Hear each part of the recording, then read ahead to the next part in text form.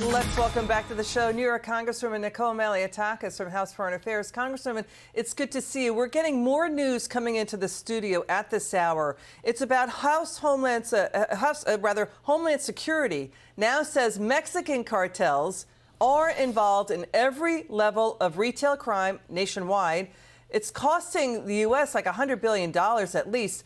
And this news, Congresswoman, Mexican drug cartels and human trafficking cartels, they're moving into retail theft. They're commandeering in-store theft.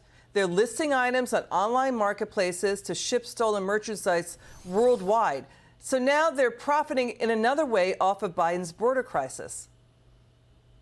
Yeah, we know that transnational organizations are not just responsible for that, but they are also responsible for the drug operations that are all over America, pumping fentanyl and killing American citizens each and every day. We also know that transnational organizations are behind car thefts here in New York City, where they are putting them on ports and they are shipping them to Dominican Republic, to Africa and other areas for resale.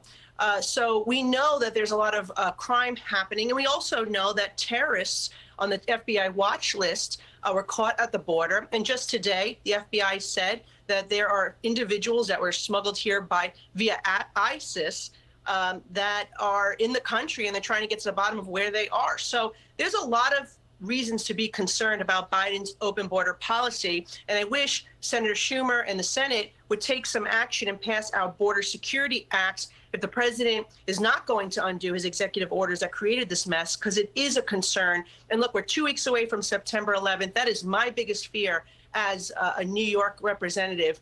We have to do everything we can to protect our homeland, and a secure border is at the top of that list. Yeah, I mean, you referred to the FBI reportedly scrambling to find more than a dozen Uzbek nationals who sought asylum. I think they tried to do that earlier this year, and then they discovered, their authorities here, that they were smuggled in by a smuggler who has ties to ISIS. Now, they found no specific terror plot, but you make a valid point here. We're just 2 weeks away from 9/11. We're just a generation from the 9/11 anniversary. We're just a generation away from 9/11. That this Biden border crisis is so chaotic, and they can't now track ISIS terrorist activity at the border. Congressman, let's get your reaction to the White House on this. Watch.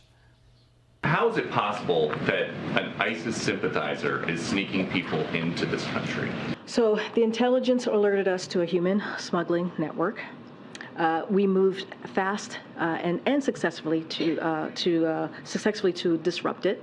Are you saying that you know where all of the people this ISIS sympathizer snuck into the country are?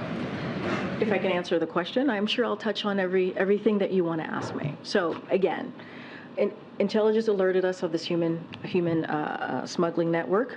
We believe, and we moved fastly, and we successfully disrupted it. So let's be very clear about that. It didn't say whether they caught them, Congressman. Did they catch them?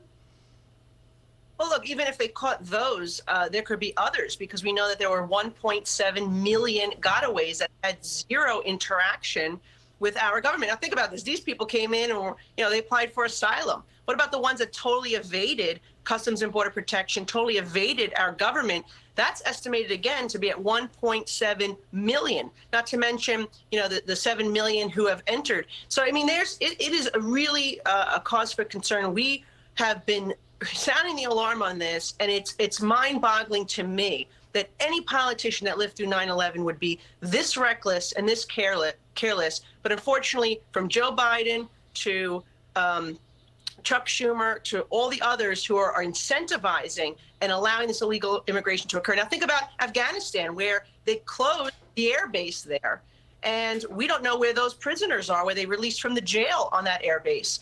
Where are they right now? Do we know if they're trying to access our country through the southern border? The answer is we don't know. And that is why communities like mine are so concerned about these shelters opening up, because there's zero vetting and we don't know who's in them. Got it. Congressman Malliotakis will stay on the story. Thanks for joining us tonight. It's good to have you on.